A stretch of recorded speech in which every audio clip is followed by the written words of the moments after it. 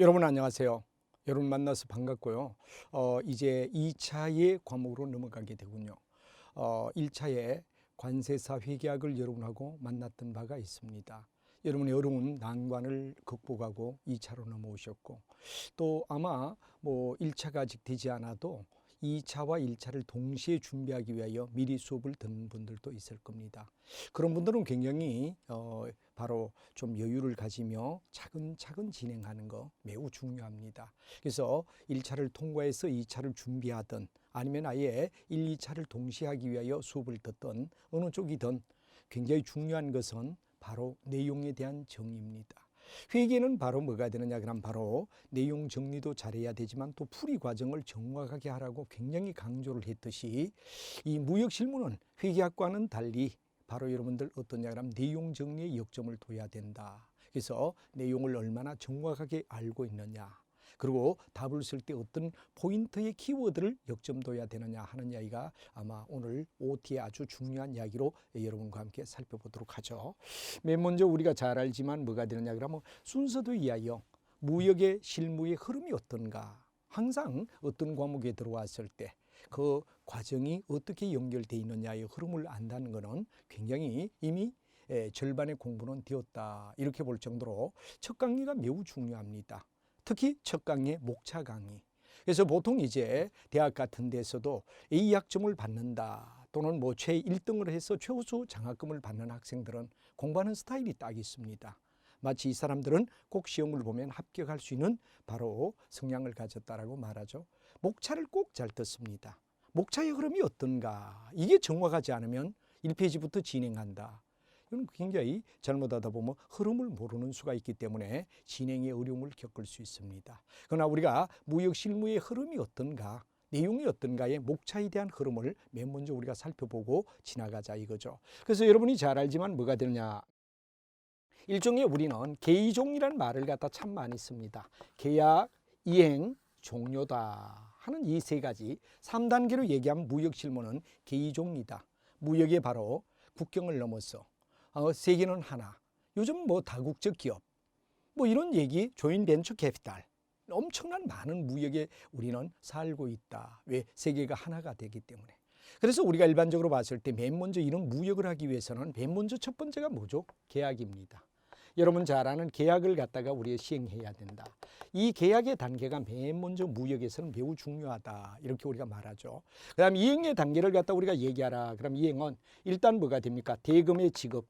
계약이 되었다면 대금을 지급해야 됩니다. 이 대금의 지급, 상품과 대금, 이 두 가지가 이해되죠? 기보와 테이크가 되는 거죠. 여러분 잘 알지만 뭐가 되느냐, 대금의 지급을 갖다 위해서는 반드시 뭐가 되느냐, 상품과의 관계를 갖다 우리가 따질 때 상품을 어떻게 보내느냐, 이 얘기에서 이제 대금 지급의 과정이 있고, 그 다음에 이제 운송이 있습니다. 바로 싣고 가는 과정을 얘기하죠. 왜? 같은 나라에서 물건을 팔고 사도 이동을 해야 되는데 하물며 외국에 물건을 보낼 때는 바로 여러분 트랜스포메이션에 의한 뭐가 되죠? 대다수 승박이죠. 그리고 아예 귀중한 물품이나 또는 우리가 잘 알 때 굉장히 긴급을 요하는 경우에는 항공을 이용하는 경우도 있지만 거의 대다수가 무역은 승박에 의하여 해상 무역이다. 그런 걸 여러분이 너무나 잘 알고 있을 겁니다. 그래서 일단 운송을 하라 이거죠. 운송만 해놓고 나면 안 되죠. 서로 예를 들어서 수입자든 수출자든 우리가 무역업자의 경우는 뭐가 되느냐, 보험을 가입하지 않을 수 없습니다. 보험을 가입하라. 보험에 관한 문제를 우리는 생각하지 않을 수 없다. 이런 얘기가 되겠죠. 그래서 보험을 갖다 우리가 얘기하게 되고, 그다음에 이제 뭐가 되느냐, 물건이 들어오게 되면 여기는 이제 종료를 얘기합니다. 이 종료가 무사히 끝나느냐, 아니면 예를 들어서 우리가 봤을 때 문제가 있느냐. 만약 문제가 있다면 뭐가 되죠? 클레임을 제기할 수밖에 없죠. 그래서 중재라는 이야기. 만약 우리가 봤을 때 종료에서 예세 과정이 끝났다 그러면 거기서 모든 건 오케이. 끝나게 됩니다. 그러나 만약에 종료 과정에 노라는 어떤 판단이 떨어진다면 뭐가 되죠? 그렇죠. 바로 여러분들 클레임이라 그러는 또는 조정이라는 이야기. 우리가 보통 이제는 무역에서는 조정 절차를 갖다 많이 취하는데 손해배상, 보상하라. 이런 걸 갖다 법원에 가서 1심, 2심, 3심 이런 게 아니라 외국과의 거래에서는 거의 조정으로 해결하려고 노력하니까 우리가 일반적으로 봤을 때 우리 한국 같은 경우도 대한 뭐가 됩니까? 이 공정을 전문적으로 하는 이런 바로 전문소가 있다 하는 이야기를 우리가 얘기하죠. 그래서 이렇게 우리가 순서를 먼저 이해를 하는 게 매우 무역 실무를 처음 하시는 분에게는 매우 중요하다. 그래서 바로 계약, 이행, 종료라는 단계를 놓았을 때 계약의 단계는 뭐 말 그대로고, 두 번째 이행은 바로 여러분들 대금 지급과 운송과 보험이라는 과정을 갖다 우리는 따지지 않을 수 없다. 그리고 마지막에 종료가 될 때는 예스냐 노냐에 따라 우리가 바로 다르다 하는 이야기를 여러분과 함께 쭉 살펴보며 바로 내용의 파악이 첫 번째로 이해가 돼야 된다는 이야기가 굉장히 중요한 이야기가 될 겁니다. 무역 실무의 전반은 어떤 걸 얘기를 하느냐 하는 이야기를 우리가 먼저 파악하는 게 중요하고, 이미 뭐 공부를 해오신 분들의 경우는 뻔한 이야기지만 그래도 한 번 더 체크를 하시고, 처음 수업에 들어가시는 분도 아마 이 동영상을 많이 들으리라 생각하는데 이러한 과정을 이해를 잘해줘야 된다는 게 아주 중요한 이야기가 됩니다. 그래서 맨 먼저 뭐가 되죠? 계약이 있습니다. 이 계약은 청약에 대한 응낙이다 또는 청약에 대한 승낙이라는 말을 씁니다. 이게 바로 우리가 봤을 때 오퍼라는 말을 갖다 쓰죠. 모든 만사는 누가 신청하면 여기에 대해서 뭐가 되느냐, 그럼 바로 오퍼에 대해서 acceptance라는 말을 갖다 쓰죠. 바로 우리가 봤을 때 뭐가 되느냐, 수용해 주는 과정. 이 과정이 뭐가 되죠? 바로 여러분들 중요한 이야기 뭐가 되죠? 계약이 성립되기 위한 조건이다 이렇게 되죠. 바로 여러분 잘 알지만 A라는 사람과 B라는 사람이 만약에 국제적인 여건에서 물건을 사고 팔겠다 이럴 때는 이 두 사람 사이에는 반드시 뭐가 되느냐, 내가 너에게 물건을 사고 싶다 그런 청약이 있다면 거기에 대한 응낙을 갖다 우리가 줄 때 또는 승낙을 줄 때 우리는 어떻게 되느냐, 계약이 성립된다 하는 문제가 이제 바로 여러분들 계약을 갖다 하기 위한 가장 중요한 단계의 문제다. 뭐 우리 사랑의 고백도 똑같죠. A라는 남자가 B라는 여자에게 내가 너를 사랑하고 싶다, 좋아하고 있다, 이럴 때 상대 쪽에서 오케이를 줘야 사랑이 이루어지듯이 우리 바로 뭐가 되냐, 무역도 청약에 대한 응낙이라는 두 가지 과정을 갖다가 엄격하게 바로 우리가 진행이 될 때 우리는 계약이 성립된다라고 말할 수 있다 하는 이야기를 쓰는 거죠.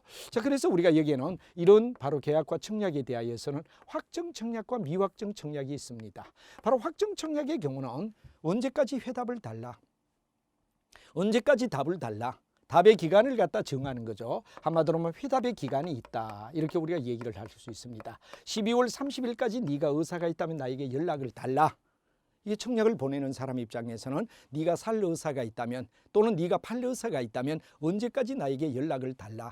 뭐 이거는 수입자의 경우도 있고 수출자가 오퍼를 내는 경우도 있고 청약을 내는 경우가 있겠죠. 이럴 때는 바로 언제까지 회답을 달라. 이런 얘기가 바로 뭐가 되느냐, 그럼 확정이다 이거죠. 근데 이 미확정은 프리란 말을 갖다 씁니다. 프리오퍼란 말을 쓰죠. 바로 여러분 잘 아는 뭐가 됩니까? 언제든지 네가 뜻이 있다면 나에게 연락을 달라 하는 이런 절차 이야기요. 계약에서는 이런 내용을 가지고서 서로가 이해되느냐, 거래가 성사된다 하는 과정을 이해하고 아마 1단원의 이야기 계약으로부터 출발을 하게 될 겁니다. 그죠? 자, 그다음 두 번째는 이제 대금의 결제라는 얘기가 나오죠. 대금은 어떻게 결제하죠? 만약에 두 사람 사이만 있다 이럴 것 같으면 무역은 굉장히 곤란합니다. 예를 들어 여기에 수출자가 있고 여기에 수입자가 있다. 그러면 수출자와 수입자의 고민은 뭐가 됩니까? 바로 이런 얘기가 되지. 바로 수출자와 수입자의 업자가 있다면 수출자의 경우는 물건 주고 돈 못 받으면 어떻게 하지? 반면에 수입자의 경우는 뭐가 되죠? 돈 주고 물건 못 받으면 어떻게 하지?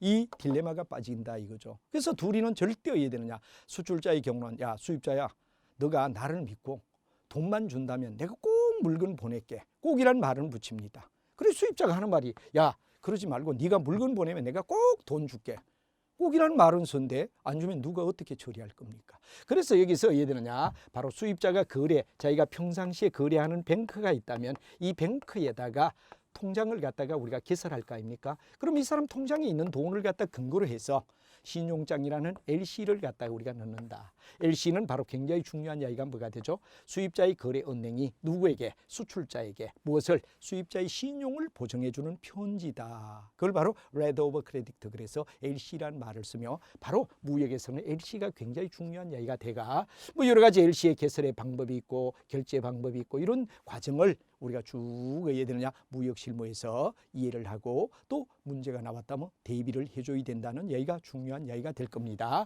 자, 그 다음에 이제 우리가 결제가 끝나면 이제 물건을 실어 보내야 되죠. 바로 여러분 잘 알지만 뭐가 됩니까? 바로 물건을 실어 보낼 때 누가 담당하죠? 수출자가 수입자에게 물건을 보내는 거죠. 그죠? 돈을 받는데 문제가 없다. 돈에 대한 의구심이 없다. 이럴 땐 다음 물건을 보내줘야 된단 말이야. 그죠? 돈을 바로 물건을 보내고 난 다음에 그 증거에 의하여 돈을 주고받는 거지 당사자끼리는 안 되죠. 반드시 은행이라는 뱅크를 중간에 끼우게 된다. 그랬고 아까도 말했지만 LC를 누가 발행해? 수입자의 거래 은행이. 수입자가 거래하는 은행이 누구에게? 수출자에게. 무엇을? 수입자의 신용을 보증해주는 편지. 이게 바로 레터 오브 크레딧. 그래서 LC라는 말을 쓰고 굉장히 무역에서는 중요하다 하는 말을 우리는 나중에 배우게 됩니다. 자, 그래서 여기도 이제 선적신청서, 이거 나중에 운송할 때 우리가 배웁니다. 수입자가 누구에게? 그렇죠. 수출자가 바로 여기 항구, 자기 있는 항구에 뭐가 되느냐? 자기 나라가 되겠죠. 자기 나라의 선박 회사에다가 뭐 하느냐? 그럼 바로 내가 너의 배에 짐을 싣고 싶다 하는 에세이를 신청하죠. 그럼 여기서는 네가 어디에 짐을 실어라 그런 SO를 갖다가 해야 되느냐? 그럼 줍니다. ship order라는 얘기가 되죠. 그럼 이제 여기에 지정된 우리가 봤을 때 배에 가서 짐을 갖다 싣는다 이거죠. 실으면 뭐가 되느냐? 본선 수치증을 갖다 MR을 받게 된다. 그럼 MR을 받고 이 MR을 가지고 해야 되느냐? 다시 선박 회사에 와서 MR을 갖다 제시하게 되면 뭐가 되느냐? 바로 여러분 잘 아는 브루레러. 뭐가 되죠? 신용장 선화증권을 받게 된다. 그래서 순서가 이제 SA, 그 다음에 SO, MR, 그리고 이제 MR을 제시했을 때 BA를 받는다. 그런 이야기가 되는 요까지가 뭐가 되느냐? 수출자가 담당해야 할 뭐가 되느냐? 바로 서류다. 이렇게 우리가 되죠. 반면에 수입자는 도착 통지서와 그 다음에 화물 인도 지시서라는 DO를 가지고 바로 도착항에 있는 배에 뭐가 되겠죠? 이 선박 회사의 뭐 지점이 있겠지. 지점에 여기에 수입자가 해야 되느냐? 그럼 가서 이때는 수입자가 되는 거죠. 수입자가 뭐가 되느냐? 바로 도착 통지서를 받고, 그래서 우리가 일반적으로 어라이벌 노티스라는 얘기에서 도착 통지서를 받았다 그러면 바로 뭐가 되느냐? 약자로 쓰죠. 바로 화물 인도 지시서를 갖다 요청하게 되어서 물건을 받게 된다. 우리가 봤을 때 이게 본점이라면 이건 뭐가 되죠? 이건 뭐 지점이라고 얘기를 할 수 있죠. 지점이라고. 이렇게 해서 운송의 절차가 쭉 연결되어서 바로 우리가 정리가 되게 된다 하는 이야기를 여러분하고 알게 되고 정리를 미리 한번 쭉 머릿속에 한번 정리를 해주는 게 좋겠고, 처음 하시는 분의 경우는 그러구나, 계약을 하고 대금을 주고 물건을 보내고 이런 과정에 저런 서류가 나오구나 하는 이야기를 일단은 먼저 한번 생각을 해야 된다는 얘기가 되겠죠. 자, 그 다음에 이제 우리가 물건을 갖다가 보내고 나고 주고받고 이런다면 이 과정이 중요하지만 또 하나 중요한 이야기는 바로 보험이라는 얘기가 굉장히 중요합니다. 보험은 여러분 잘 알지만 인슈어런스다 이런 말을 갖다 쓰죠. 일종의 뭐가 됩니까? 이는 상태를 나타내는 전치사. 아니라는 뜻이 되죠. 슈어다 그럴 때 슈어는 바로 여러분 잘 아는 뭐가 됩니까? 확실하다 하는 하나의 ANC가 붙어가 명사가 되는 거죠. 불확실한 걸 확실한 상황으로 이끌어주는 게 보험이다. 그래서 인슈어런스라는 말을 갖다 우리가 쓴다는 얘기만 봐도 즉 리스크를, 즉 경제활동에 문제가 일어날 수 있는 여러 가지 위험을 우리가 감소시켜주는 역할이 뭐가 되죠? 안전하게 진행하는 게 보험이다. 보험 안 넣으면 큰일 납니다. 무역에서는 보험 안 들고 했다 그러면 이건 완전히 나중에 큰 문제가 일어나죠. 왜? 대금이 한 푼, 두 푼 아니니까. 그렇기 때문에 보험은 반드시 해야 되느냐? 우리가 일반적으로 봤을 때 무역에서는 보험은 필수적이다 이거죠. 왜? 작은 돈 넣어서 안전을 보장받아야 되기 때문에 불확실한 상황을 확실한 상황 속에 이어주기 위하여 인슈런스를 든다 이런 말이 되죠. 이 얘기는 이제 우리가 중요한 생명보험이다 그럴 땐 사람입니다.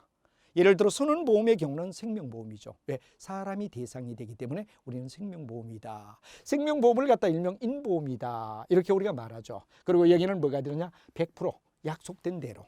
예를 들어 사람이 죽었다 이럴 때 뭐 보험회사에서 70%만 받아라, 30% 까자 뭐 이런 얘기 없다 이거죠. 정상적으로 깨끗하게 해야 되느냐? 100% 줘야 된다. 이걸 갖다 정액보험이라고 얘기한다. 인보험은 거의 정액보험입니다. 100% 돈을 줘야 된다는 얘기가 되지. 그러나 물보험의 경우는 손해보험이라고 얘기하죠. 손해비례 보상. 한마디로 말하여 여기 유리 창문이 몇 개 끼워졌다, 또는 파도에서 예를 물건 일부분이 떨어졌다 이런데 물건 전체 값을 내놔라. 이건 말이 안 되는 거죠. 바로 손해를 입은 거에 비례하여 바로 손해비례 보상제다라는 이야기가 뭐냐? 여기에는 우리가 손해보험에서 나온다. 그래서 이 생명보험을 갖다 우리는 임보험이라고 얘기를 합니다. 임보험이다. 이렇게 되면 바로 손해보험은 물보험이라는 얘기를 갖다 쓰며 손해비례 보상제도 이하여 바로 여기는 생명보험은 정액 100%를 준다. 여기는 바로 손해비례에서 준다 이겁니다.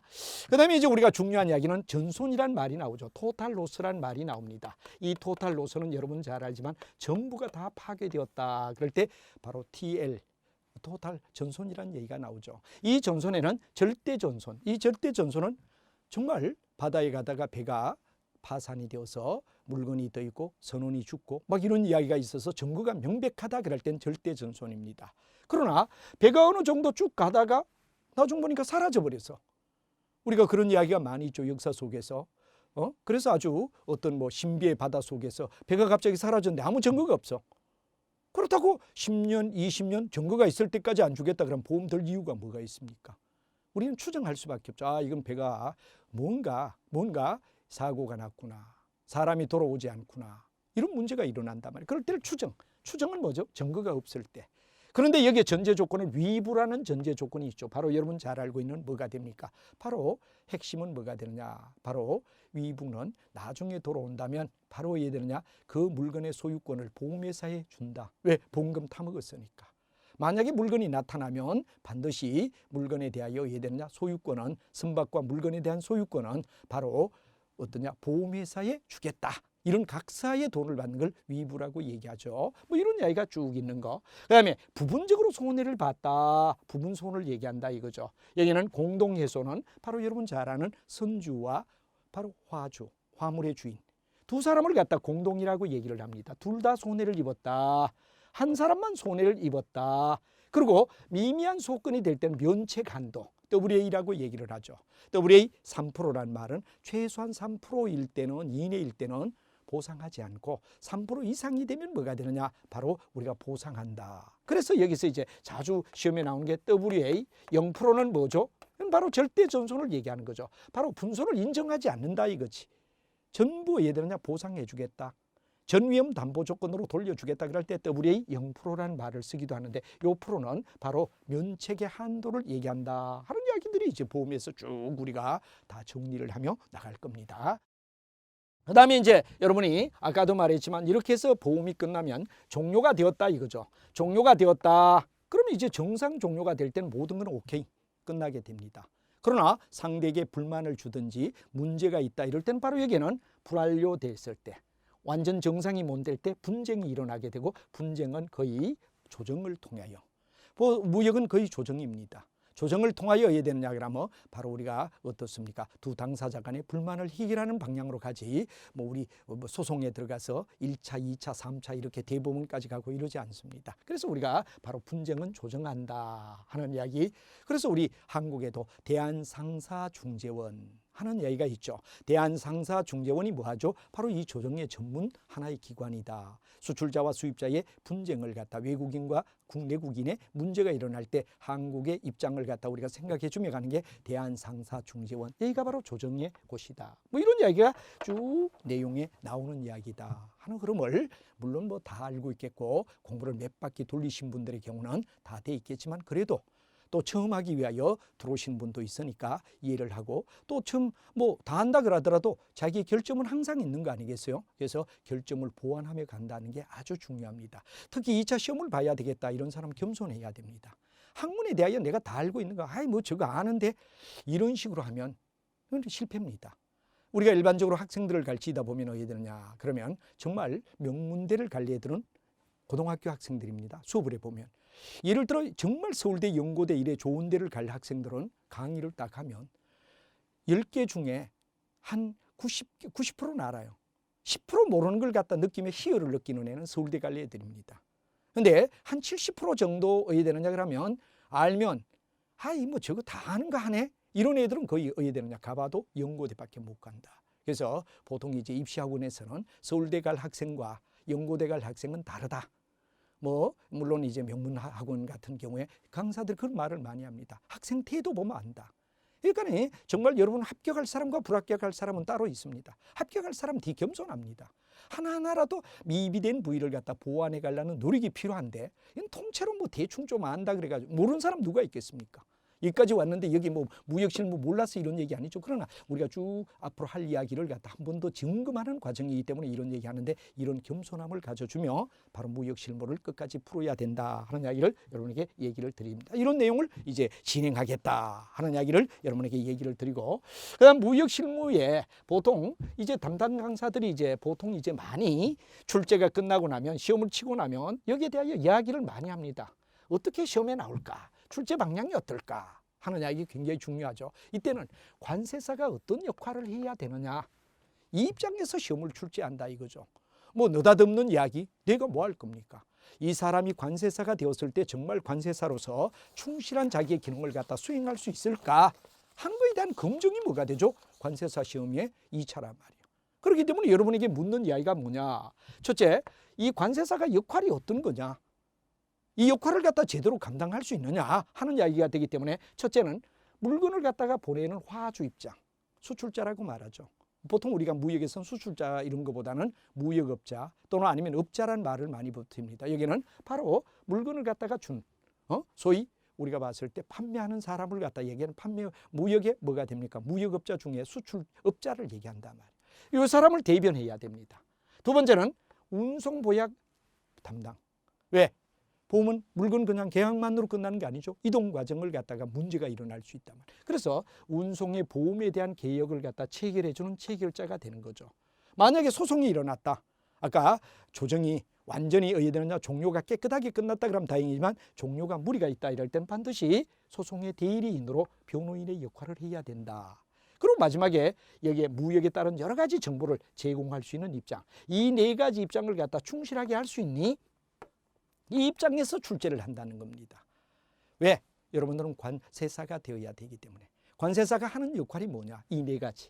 화주의 대변인, 일종의 보험 변호사와 똑같은 거죠. 그 다음에 체결자, 소송이 일어났을 때 변호인 역할, 그리고 뭐가 되느냐? 여러 가지 정보를 갖다 사전에 줄 수 있는 제공자. 이 네 가지의 능력이 되느냐를 체크하는 게 바로 관세사 시험이기 때문에 이 네 가지 입장에서 출제할 거다 하는 관점을 보고 이게 과연 어디에 필요한가? 이런 관점을 알고 공부를 하는 게 굉장히 중요한 거죠. 묻어놓고 1페이지부터 끝페이지까지 나가는 것보다는 이런 관점에서 출제를 현재 하고 있다. 새로운 시사성 이야기에서 문제가 어려워지는 이야기는 바로 이런 네 가지를 정말하게 할 수 있느냐. 이게 바로 관세사 시험에 뭐가 되느냐 그러면 바로 무역 실무 이야기다 하는 이야기를 여러분이 이해를 해야 된다는 게 아주 중요한 이야기가 되겠습니다. 그래서 내용 입장은 아까도 말했지만 개의종이다. 우리가 무역 실무는 개의종이라 그러죠. 계약을 하고 그다음 이행의 단계가 요 세 가지란 말이야. 지급하고 운송하고 보험하고 그리고 종료한다 하는 이야기가 바로 우리가 내용 입장에 정리해서 우리가 전부 다 끝나는 이야기가 되겠습니다. 그다음에 출제 교수는 거의 대다수가 이론파 교수가 들어가든지 아니면 뭐가 들든지 실무파 교수 두 가지 종류입니다.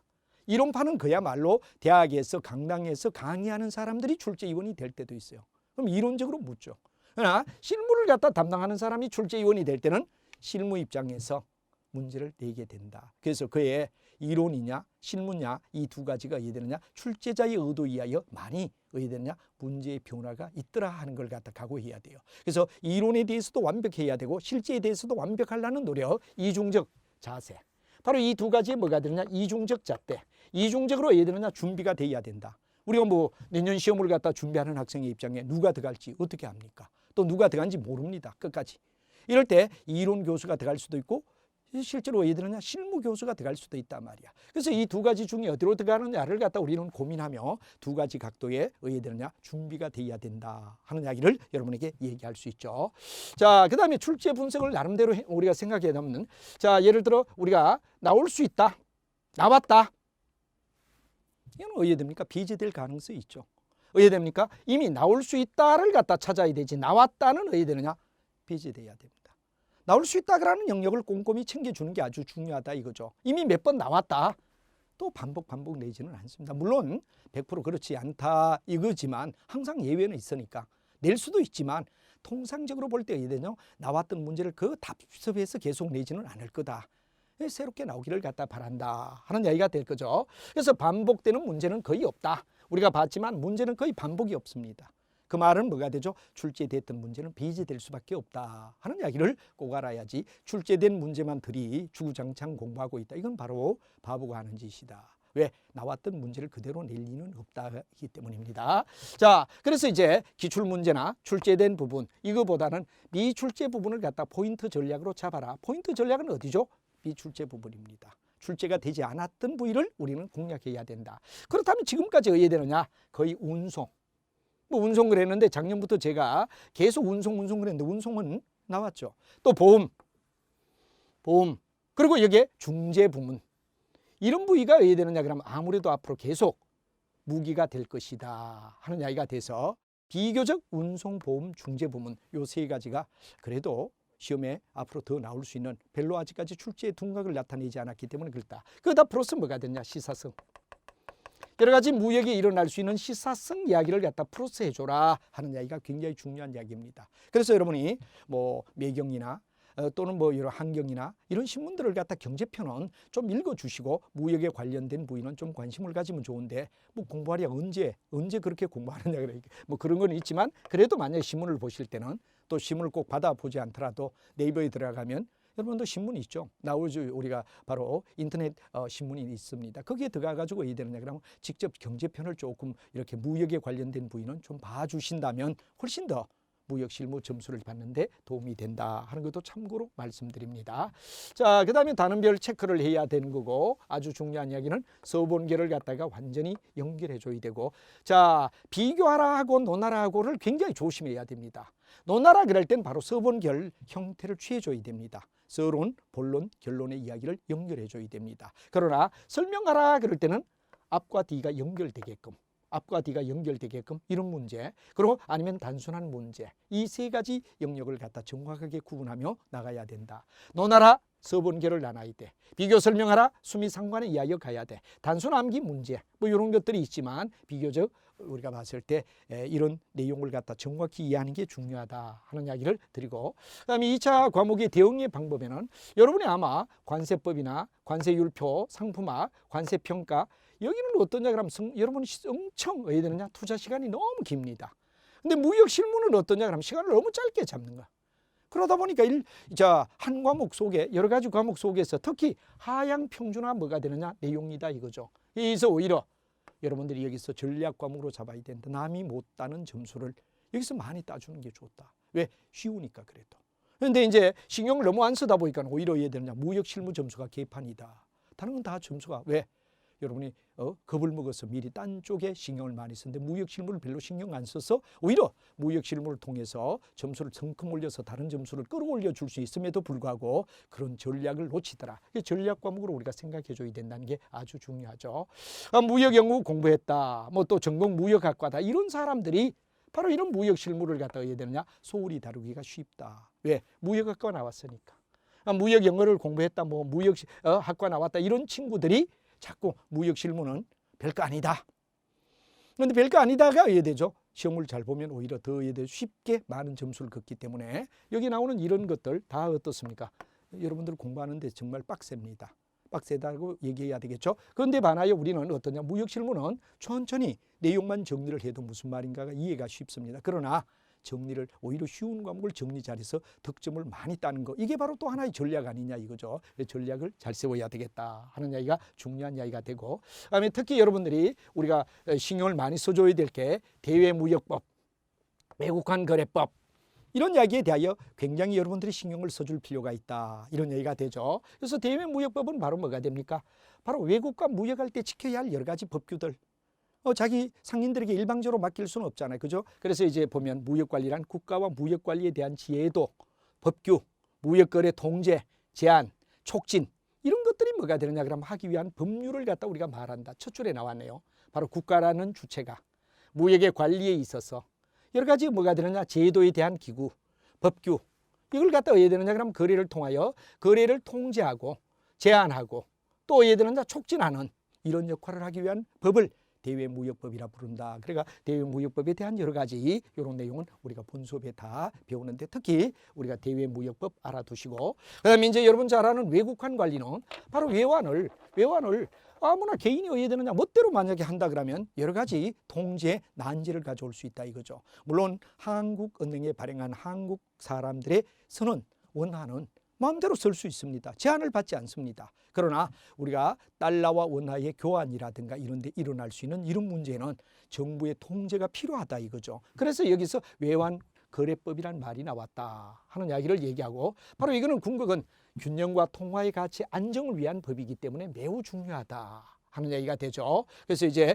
예를 들어 이런 것들을 법으로 만약 가만 안 놓으면 안 되고, 외국환 거래법이라든가 외환 거래법이라든가 시행령 뭐 이런 것들이 있는데 이걸 갖다 정확하게 해야 되는데, 외환법은 위반한 사례는 10,000불 이상, 10,000불 이상을 갖다 반입 반출을 갖다가 허가 얻지 않고 했다, 신고하지 않고 했다, 문제가 된다 이거죠. 그 다음에 우리가 두 번째는 뭐냐, 환칙이란 말이 나옵니다. 은행을 통하지 않고 환거래를 하는 걸 갖다 환칙이라고 얘기한다. 예를 들어 환전 또는 환전소, 예를 들어 뭐 이태원의 콩나물 할머니 사례, 콩나물을 팔며 콩나물을 갖다 파는 것처럼 하며 달러를 갖다가 해야 되느냐 그러면 팔 때 이제 바로 외환에 대한 뭐가 됩니까, 환전을 시켜버리는 거, 비공식적이죠. 이런 형태를 갖다 하는데 이때는 무조건 경고 없이 무조건 처벌을 받게 된다. 이 외환관리법이 굉장히 중요한 이야기가 된다 하기 때문에 우리도 반드시 이 두 번째도 신경을 쓰도록 하자 하는 이야기를 여러분에게 드리고, 그다음에 사용되는 단어가 이제 달라야 됩니다. 사용되는 단어가. 그리고 법적 마인드가 반드시 필요하다 해서 이 두 가지를 공부할 때는 바로 법을 이해해야 되고 법적 마인드를 갖다가 필요로 한다.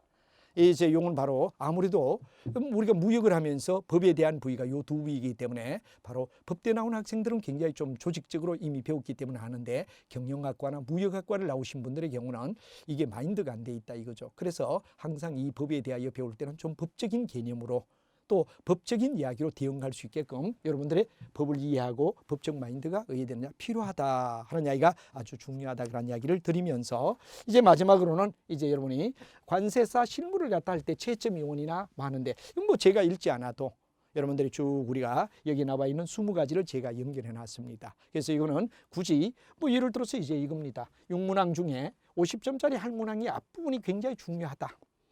답안지를 보면 학생들을 갖다가 알 수 있다. 기계적 암기는 절대 합격할 수 없게끔. 왜 그렇게 되죠? 어떤 이유에 의해서 그러죠? 하는 걸 갖다가 채점자가 봐도 핵심적인 이야기를 얘가 알고 있음을 표시해 주는 게 굉장히 중요하다 이죠. 있는 대로 나열하는 거, 교과서에 있는 대로 나열하는 게 굉장히 나쁜 겁니다. 자기 나름대로 답안이 살아 있어야 된다. 답이 자기를 대변해 줄 수 있는 답을 써야 되지, 책에 있는 거 그냥 죽은 답을 그냥 쭉쭉 뺏겠다, 그런 것도 나만 만점 맞았다고 좋아해요. 책에 있는 대로 뺏겠다고 만점 나오겠어요? 그건 아닙니다. 절대 어야 되느냐 그러면 책은 책 내용을 갖다 자기가 어야 되느냐 그러면 완전 인지를 해서 거기에 대한 자기 나름대로의 어떤 뜻을 펼쳐야 똑같은 답이 나왔다. 이건 점수의 감점입니다. 뭐 계속 채점할 때마다 짜증스러운 게 교과서 어떤 내용 잘 돼 있다 그러면 그대로 뺏긴단 말이에요. 그게 굉장히 어야 되느냐, 바로 2차 시험의 대비는 바로 잘못된 거다.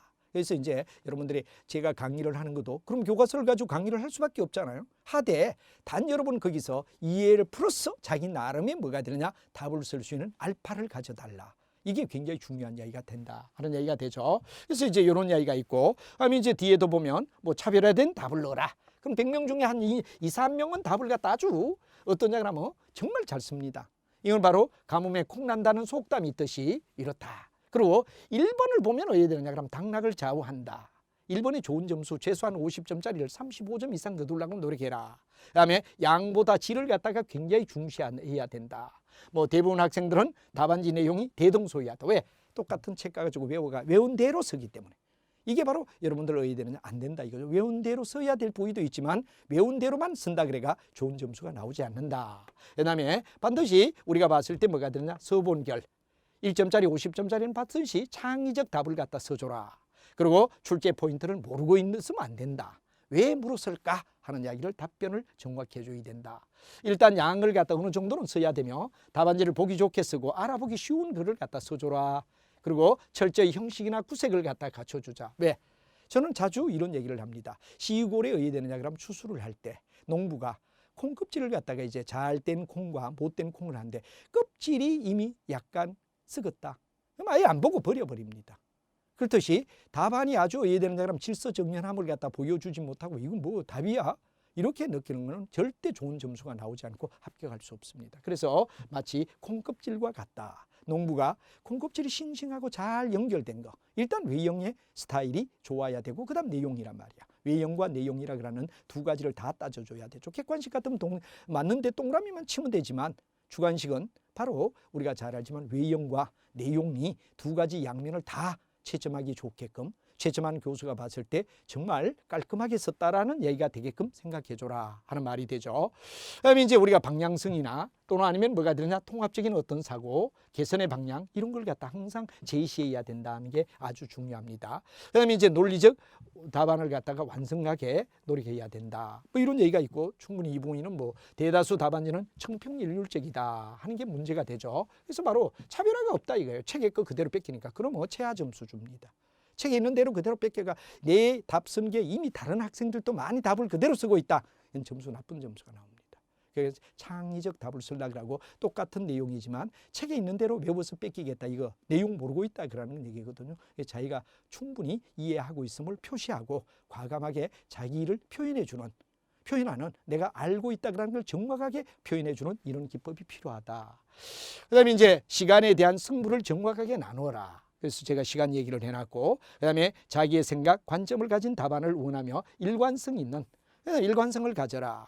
그다음에 가끔 학생들이 설명하라는 거와 논하라는 조차도 구분하지 못하는 사람이 있다 그러는 이야기를 채점 교수들이 나와서 또 출제위원들이 그런 부위를 갖다 많이 지적하는데 이 20가지는 여러분이 이해를 하시며 여하튼 우리는 굉장히 어떻죠?